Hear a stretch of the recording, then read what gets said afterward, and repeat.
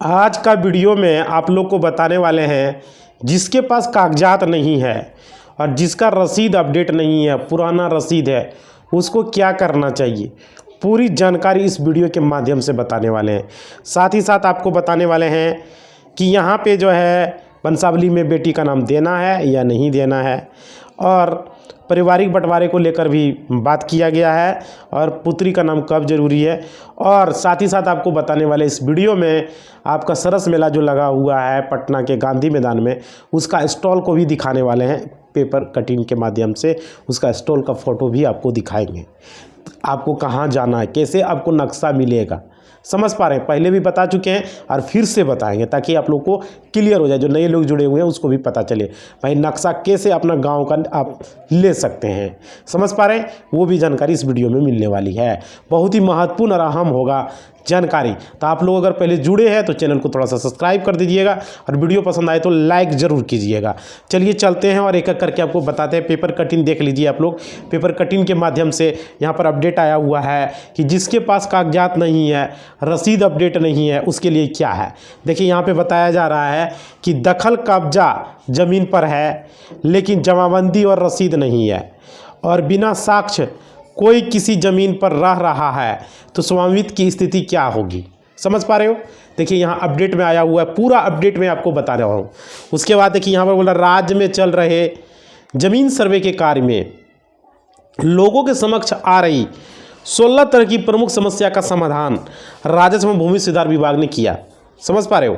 सर्वे से जुड़ी तमाम अहम फैसलों को विस्तृत जवाब भी दिए गए, और विभाग ने इससे संबंधित अधिसूचना भी अपनी वेबसाइट पर मंगलवार शाम को अपलोड कर दिया है। विभाग ने अपलोड कर दिया है।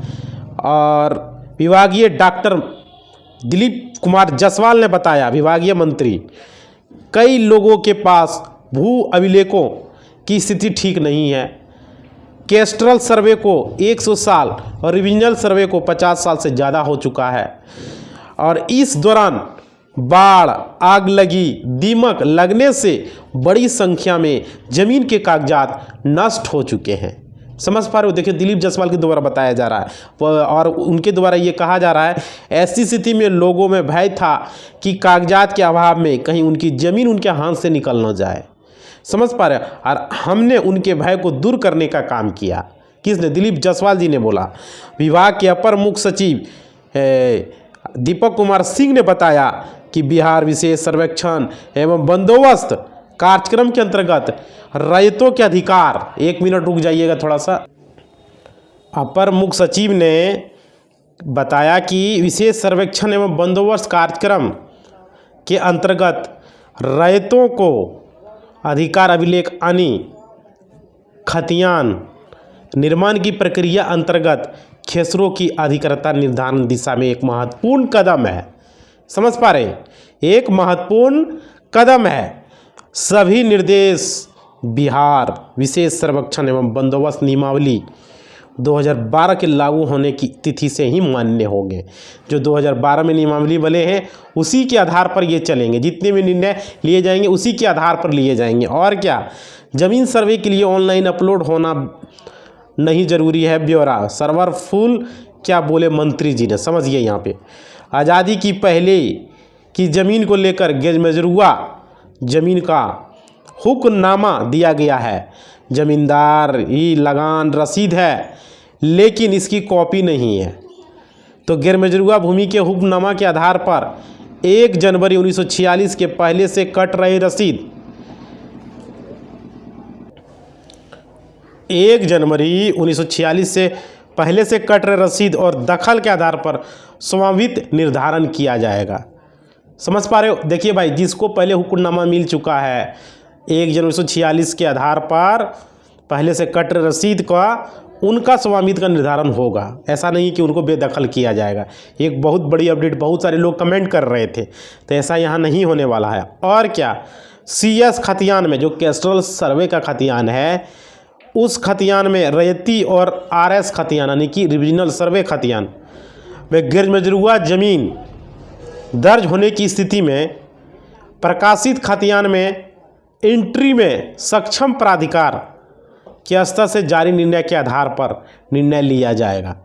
समझ पा रहे हो। क्या बताया जा रहा है कि यहाँ पे उसके आधार पर निर्णय लिया जाएगा। आप देखिए, यदि रैयत की तरफ से आपसी बंटवारा पंचनामा के आधार पर किया गया हो, जो आप लोग किए हैं अपने बंटवारा आपसी में भाइयों में, और स्टाम्प पेपर पर शेड्यूल तैयार करके सभी हिस्सेदार के साथ प्रस्तुत करने पर वह मान्य होगा। अगर स्टाम्प पेपर पर आप किए हैं बस आपसी पंचनामा, जिसको कि बंटवारा नामा आप लोग करे हैं, तो वो मान्य होगा स्टाम्प पर अगर किए हुए हैं तो। समझ पा रहे हो? हाँ, सभी का, लेकिन सभी हिस्सेदार का उस पर साइन होना चाहिए। ये बात है, सभी भाइयों का जो भी है उस पर सिग्नेचर होना चाहिए। उसके बाद कह रहा है कि अगर उस पर भी सभी का शांतिपूर्ण कब्जा होना चाहिए, और कब्जा जो है शांतिपूर्ण होना चाहिए, किसी तरह का उसमें विवाद नहीं होना चाहिए, ऑब्जेक्शन नहीं होना चाहिए। उसके बाद देखिए क्या बोल रहा है, अगर उस पर सभी का शांतिपूर्ण कब्जा है तो कोई दिक्कत नहीं है। ठीक है।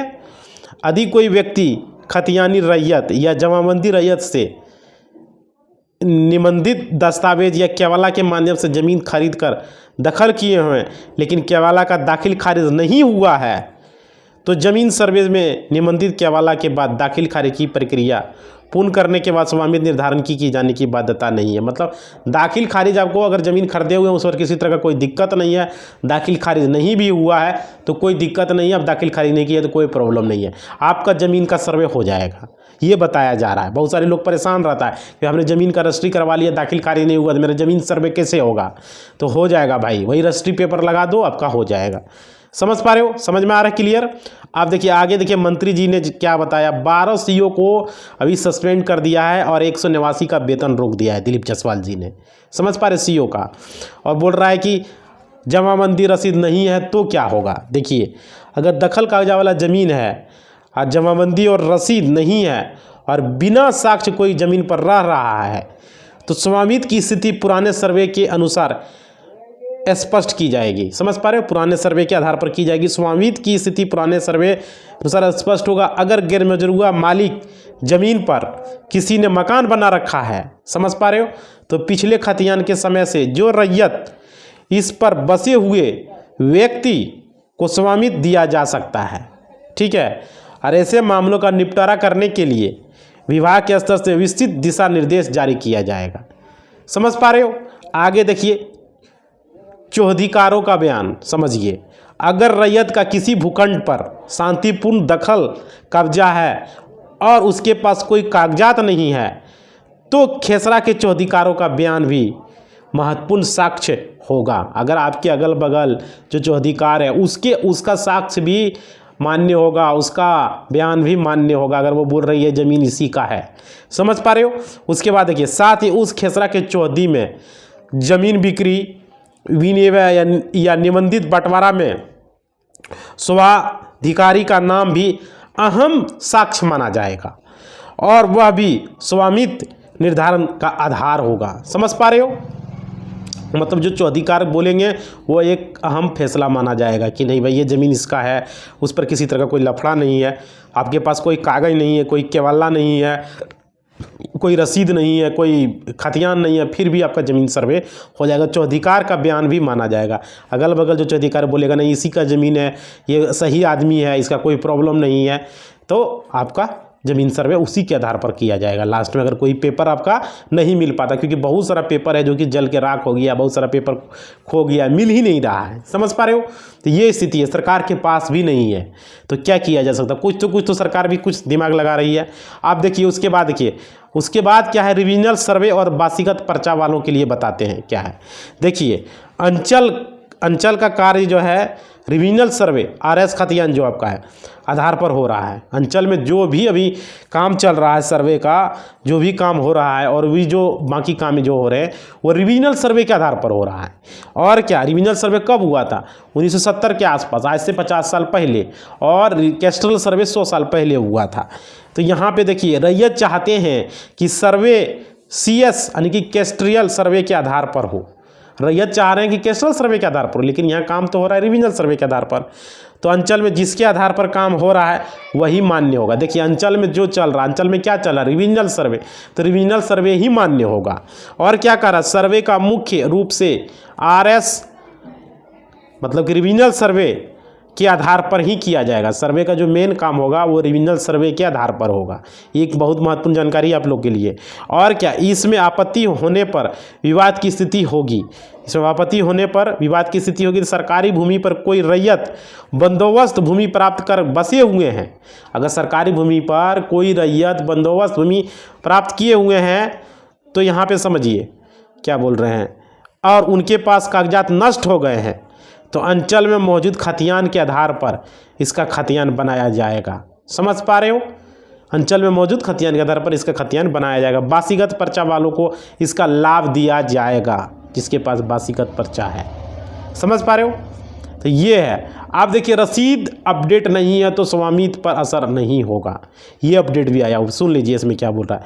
अगर खानापुरी के समय आपसी बंटवारा और सभी हिस्सेदारों का अलग अलग खाता खुल जाता है तथा बाद में कोई एक हिस्सेदार असहमति करते हैं तो एकल खाता के स्थान पर संयुक्त खाता खोला जाएगा। समझ लीजिए, अगर देखिए आपसी सहमति के आधार पर होगा तो आपका इसमें क्या होगा, साइन कर देंगे तो अलग अलग खतियान बन जाएगा। लेकिन कोई उसमें ऑब्जेक्शन डाल दिया, भाई मान लीजिए 5 भाई हैं, एक भाई अगर ऑब्जेक्शन डाल दिया तो वह संयुक्त खाता खोला जाएगा। ये बताया जा रहा है। समझ पा रहे हो? संयुक्त खतियान बनेगा और खोलने की कार्रवाई की जाए। अगर कोई रैयत किसी कारण से अधिक जमाबंदी या लगान रसीद को अपडेट नहीं कराता है तो इस परिस्थिति में नए खतियान में स्वामित्व की स्थिति प्रभावित नहीं होगी। मतलब आपका अगर कोई भी जमाबंदी आपका या लगान रसीद अपडेट नहीं है, पुराना ही है, तो इससे आपको कोई दिक्कत होने वाला नहीं है। ये बताया जा रहा है, आपका ज़मीन सर्वे हो जाएगा। और क्या, भूमि के वर्तमान वास्तविक दखल के अनुरूप ही सर्वे खतियान तैयार होगा। भूमि के वर्तमान वास्तविक जो दखल होगा आपका ज़मीन पर, उसी के आधार पर आपका खतियान बनेगा। क्लियर? समझ में आ गया? उसके बाद देखिए क्या है, वंशावली और पारिवारिक बंटवारे को लेकर अहम बातें क्या आया हुआ समझिए। वंशावली को लेकर स्थिति स्पष्ट हो गई है। रैयतों को वंशावली सब हस्ताक्षरित कर समर्पित करनी है, मतलब साइन करके खुद का, अपने जितना भाई लोग हैं साइन कर देंगे, वो मान्य होगा। अपना करेंगे तो भी मौखिक या आपसी बंटवारा स्थिति में किसी भी पृथक जमीन पर उनके वर्तमान उत्तराधिकारियों के स्वामित्व की स्थिति स्पष्ट की जा सकेगी। संयुक्त परिवार में अलग अलग व्यक्ति के नाम से खतियान था तो समिति के आधार पर किए गए बंटवारे में वर्तमान दखलकारों के नाम पर अलग अलग खेसराओं के स्वामित्व की स्थिति स्पष्ट की जाएगी। समझ पा रहे? आगे देखिए, वंशावली पुत्री का नाम कब जरूरी नहीं है। देखिए आप समझिए, ये बात समझ लीजिए।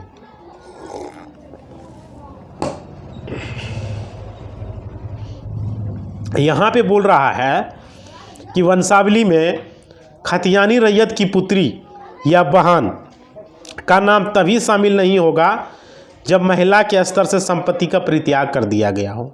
समझ पा रहे हो? अथवा पिता के स्ववर्जित भूमि की वसीयत में पुत्री का नाम दर्ज नहीं है। अगर महिला का नाम है तो अपने पिता की संपत्ति में नियमानुसार उनका हिस्सा मिलेगा।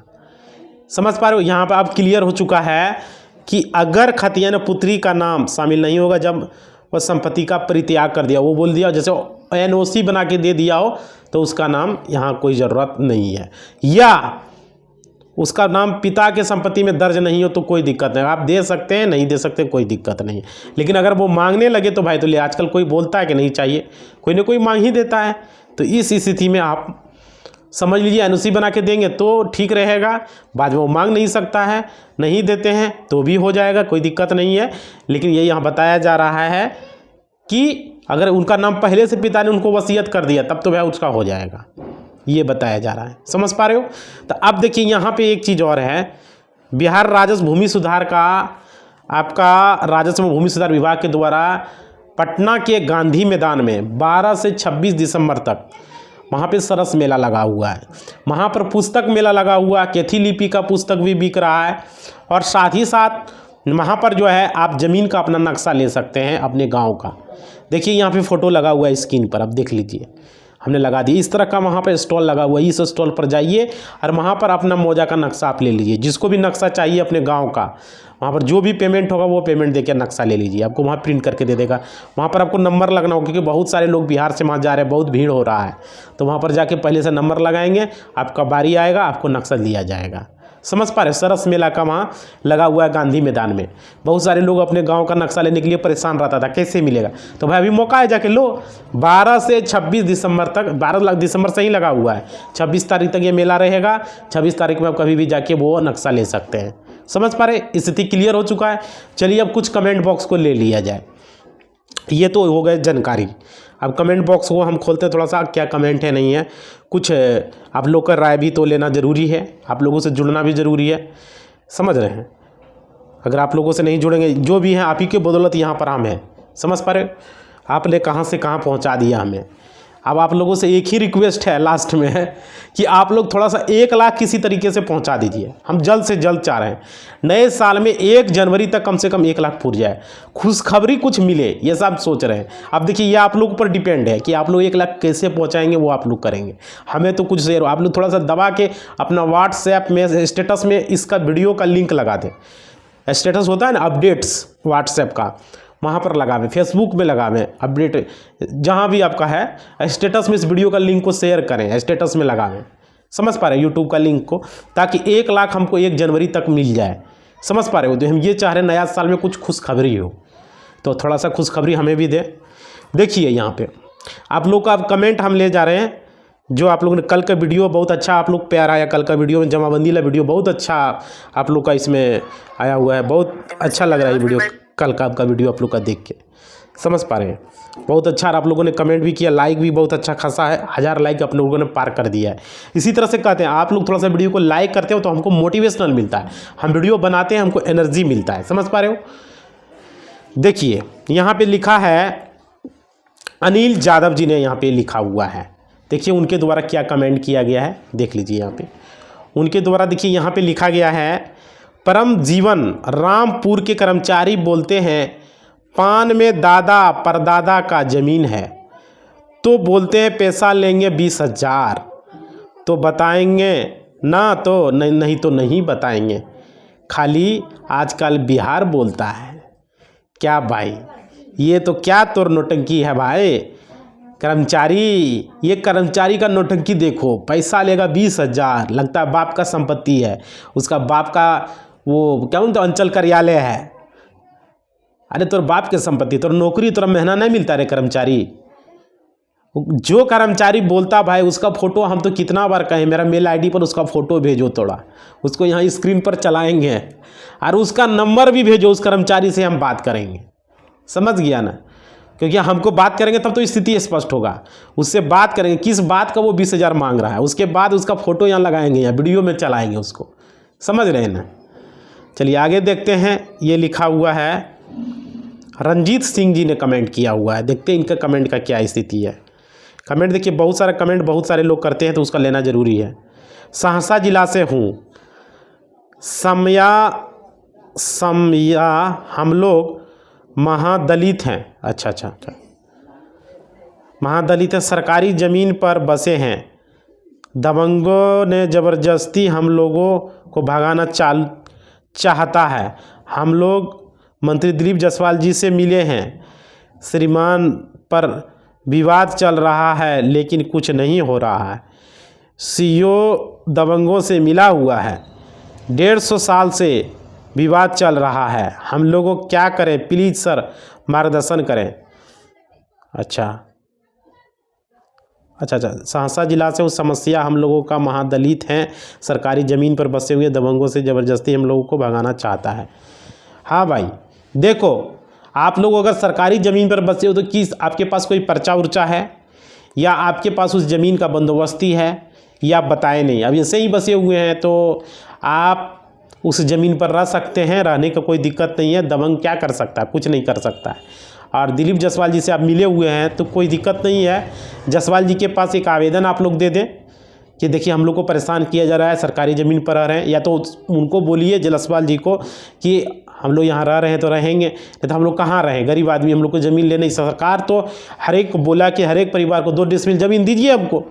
सरकार का नीतीश कुमार ने बोला ना कि हम गरीबों को रहने के लिए 2 डिसमिल आपको ज़मीन देगा, सरकार ज़मीन देगा रहने के लिए। समझ पा रहे हो, ऐसा नहीं है जी, समझ पा रहे हो, आपको रहने के लिए ज़मीन सरकार देगा। रंजीत, क्या नाम है, रंजीत सिंह जी, समझ पा रहे हो? आपने कमेंट किया है, आपका यही दिया रिप्लाई कि आप लोग को रहने के लिए ज़मीन मिलेगा। हो सकता है वो ज़मीन में आपको रहने ना दे तो दूसरा जगह देगा, जहाँ देगा वहाँ रहेंगे। समझ पा रहे हो? सरकार की जैसे कि होता है कि वो ज़मीन, अगर उस ज़मीन पर कुछ काम कर रहा हो या वो ज़मीन उस जगह के लिए आप लोग को, जहाँ होता है ना महादलितों को रहने के लिए सरकार ज़मीन देगी, लेकिन जहाँ पर आपको ज़मीन देगा वहाँ पर आप रहेंगे। ऐसा नहीं कि आपने वहाँ पर बहुत दिन से रह रहे हैं तो परमानेंट वहाँ पर रहेंगे। समझ पा रहे हैं? क्योंकि कुछ ज़मीन का कुछ रूल होता है। अगर आपको पर्चा मिला उस ज़मीन पर रहने का, या आपको पहले से कोई हुक्मनामा दे दिया गया है, या आपको उस ज़मीन पर मान लीजिए किसी तरह का बास्कित पर्चा है या बंदोबस्ती का कोई भी पेपर आपके पास है, तो वहाँ पर आप रह सकते हैं। अगर आपके पास कोई पेपर नहीं है, आप 150 साल से रह रहे हैं, ठीक है मैं मान रहा हूँ, लेकिन वो परेशान कर रहा है दबंग आदमी, तो सरकार से बोलिए हमको दीजिए ज़मीन रहने के लिए, तब जाएंगे। आखिर कहीं तो वो देगा 2 डिसमिल ज़मीन, 2 डिसमिल बोला हर एक परिवार को हम देंगे, रहने के लिए उपलब्ध कराएंगे, तो जहाँ देगा वहाँ रहिएगा। क्लियर समझ में आ गया? इसका यही आंसर है। समझ पा रहे हैं? दबंग लोग क्या परेशान करेगा उसको, कुछ नहीं करेगा। आपको 2 डिसमिल ज़मीन मिल जाएगा, जहाँ देगा वहाँ रह लीजिएगा। इसका सीधा आंसर है भाई, ज़्यादा झमेला करने से कोई फ़ायदा भी नहीं है। चलिए आगे देखते हैं। आगे ये है, ये किया है Raju bloggers world. Raju bloggers world ने कमेंट किया है, सर ऑनलाइन नेट पर चढ़ाने के लिए 3 मंथ से दिए हैं और अभी तक नहीं चढ़ा रहा है, सर क्या करें? भाई कल का वीडियो में हम बताए हुए हैं कमेंट करके, कल का वीडियो आप देखे थे ना कि क्या करना है, तो कल का वीडियो देखिए जाके, समझ पा रहे? क्योंकि एक ही बात बार बार रिपीट करेंगे तो अच्छा नहीं होगा, वीडियो भी लोग को ख़राब भी लगेगा। समझ पा रहे हो? तो हमने बताया हुआ जिसका ज़्यादा हो गया परिमार्जन किए हुए दाखिल खारिज से या किसी सुधार के लिए, उसके बारे में पूरा अपडेट कल का वीडियो में बताएं। लास्ट में जाके कल का वीडियो देख लीजिए। समझ पा रहे हो? कल का वीडियो को पूरा वॉच कीजिए। हो गया जो कि जमाबंदी बताए हुए ना, जमाबंदी पर बड़ी अपडेट पूरा कल का वीडियो में बताया, उसमें लास्ट में हम सब कुछ कमेंट कर लिए हैं और सारा कुछ क्लियर किए हैं। कल का वीडियो कितना तारीख हो गया? कल का वीडियो 17 दिसंबर का वीडियो, 17 दिसंबर का वीडियो आप देख लीजिए जाके। उसके बाद देखिए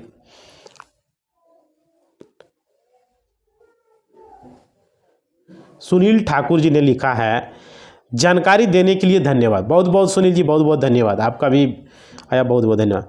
उसके बाद देखिए SK राठौड़ जी ने लिखा है कि बड़े भाई के नाम पर है, छोटा भाई कब्जे में है तो हिस्सा है तो कोई दिक्कत तो नहीं होगा?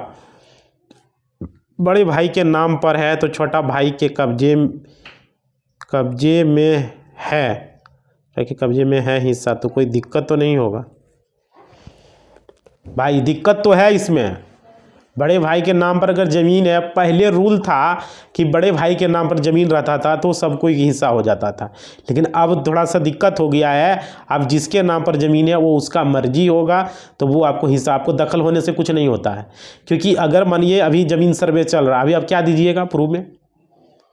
सिर्फ दखल तो मान्य होगा नहीं, पेपर तो उसके पास है, वो अपना ज़मीन का प्रॉपर 2 के साथ भर के फॉर्म दे देगा तो ज़मीन तो सर्वे उसके नाम से हो जाएगा, खतियान उसके नाम से बन जाएगा।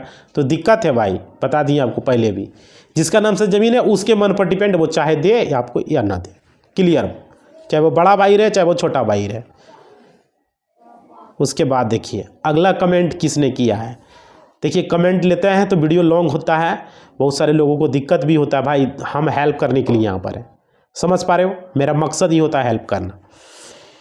कह रहा है, सर मैं महाराष्ट्र से हूँ, मेरे परदादाजी और पिताजी ने 1903 में 50 साल के बयान से अंग्रेज़ों से ज़मीन लिए थे। अच्छा ठीक है, लिए थे तो परदादा के बड़े बेटे को वारिस बनाया गया। अच्छा, वारिस बनाया गया। बड़े बेटे ने छोटे भाई को हिस्सा नहीं दिया। 121 साल बाद हिस्सा मिलेगा कि नहीं, और उस ज़मीन में बिना सहमति दूसरे लोगों को 1941 से कब्जा किया है, पर उनका कोई कायद नहीं हुआ है, खतियान में नाम है तो क्या करें? अच्छा, ये बात है भाई। तो थोड़ा सा इसमें दिक्कत हो गया है। आप बता रहे हैं कि आप महाराष्ट्र से हैं और परदादा के पिताजी ने, देखिए मुंबई से कमेंट आया हुआ भाई। ज़मीन का देखिए, ज़मीन का रूल जो होता है या कोर्ट के केसेस जो होते हैं, सिविल केसेस जो होते हैं और क्रिमिनल केसेस, जितने भी फाइनेंशियल केसेस होते हैं, हमने सारे लॉ की पढ़ाई की है। क्रिमिनल केसेस आपको दिखाया था वेयर एक्ट मैंने, और आपका ये ज़मीन से रिलेटेड सारे चीज़ का हमने पढ़ाई की है। तो देखिए यहाँ पे ये है, अगर मानिए पिताजी ने 1903 से 5 साल परदादा के पिता अच्छा परदादा के पिताजी ने, ओहो बहुत लंबा चला गया, 1903 से 50 साल से मतलब अंग्रेज़ों की ज़मीन से लिपा, अंग्रेज़ों ने उसको ज़मीन दिया था, ठीक है। और परदादा के बड़े बेटे को वारिस बनाया गया, तो बड़े बेटे ने छोटे भाई को हिस्सा नहीं दिया। 121 साल बाद मिलेगा कि नहीं उस ज़मीन में, बिना सहमति से दूसरे लोगों को 1941 से कब्जा किया हुआ, पर उनका कोई कयामत। भाई जिसके नाम से ज़मीन है उसी का, आपके यहाँ तो अभी ज़मीन सर्वे हो नहीं रहा है, ज़मीन सर्वे बिहार में हो रहा है और आप महाराष्ट्र से हैं। देखिए आप लोग को ये बताना चाहेंगे, आपका नाम है सीताराम, ठीक है सीताराम जी। देखिए यही बोलेंगे कि जिसके नाम से ज़मीन है, अब रूल है, समझ पा रहे हो, रूल बना हुआ है सिविल में, रूल्स हैं कि वही उसका इच्छा होगा तो वो देगा। बड़ा बेटा के नाम से है परदादा का, तो उसी पर डिपेंड है, वो आपको हिस्सा देगा या नहीं देगा, उस पर डिपेंड, आप कुछ नहीं कर सकते। समझ पा रहे हो, क्योंकि ये फैसला आ चुका है, सुप्रीम कोर्ट का ऐतिहासिक फैसला है कि बड़े बेटे के नाम पर ज़मीन है तो बड़ा बेटा का इच्छा होगा तो देगा, उसका विवेक पर निर्भर है, वो चाहेगा तो देगा, वो चाहेगा तो नहीं देगा। सिंपल सा बात है, समझ पा रहे हो, ये रूल आ चुका है। अब इसके लिए अगर आपको हिस्सा चाहिए तो आपको कोर्ट से आपको टाइटल सूट लड़ना होगा, लड़िए कि उसमें उसका उम्र कितना था, ज़मीन उसके नाम से कैसे हुआ, पैसा तुम कहाँ से कमाया, लगभग 20 साल उसमें चलेगा, कोर्ट में केसेस लड़िए जाके। समझ पा रहे हो, तो ये बात है। अब उसके बारे में जो है बाद में किसी वीडियो में हम डिस्कस करेंगे, बताएंगे इसका क्या समाधान होगा। क्लियर, या तो बड़े भाई के नाम पर है, उसका वीडियो बना हुआ, जाके चैनल पर जाके देख लो, हमने वीडियो बना भी दिया है।